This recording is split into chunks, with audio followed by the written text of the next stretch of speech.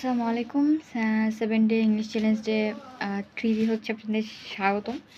তো আজকে হচ্ছে যে ডে 3। আমি আজকে বেশি কিছু শিখতে পারি নাই, যদিও হচ্ছে যে আমার কিছু ইস্যুর জন্য লাইক বিকালবেলা বসছিলাম, মানে হচ্ছে যেটাকে বলে প্রোক্রাস্টিনেশন, বাট তাও হচ্ছে যে 3টে চ্যাপ্টার শেষ করছি। অ্যান্ড ফার্স্টের চ্যাপ্টারে ছিল হচ্ছে যে আমরা আজকে ইন্টারেস্টিং টপিকের মধ্যে একটা ছিল যে আমরা হতে, মানে কোনো শব্দে যদি হচ্ছে যে তয়কার তে থাকে, তাহলে আমরা হচ্ছে ইংলিশে সেটাকে টুতে কনভার্ট করব। যেমন হচ্ছে আমার যেতে হবে, আমার যেতে, খেতে, খেলতে, বলতে, এই সব কিছুর ক্ষেত্রে, মানে এই সব কিছু বার্ব, এই সব কটা বার্বের ক্ষেত্রে আমরা টু ইউজ করব। যেমন to play, to eat, to talk, এগুলো। সো এটা ছিল হচ্ছে ইনফিনিট ভার্বের ক্ষেত্রে আর কি।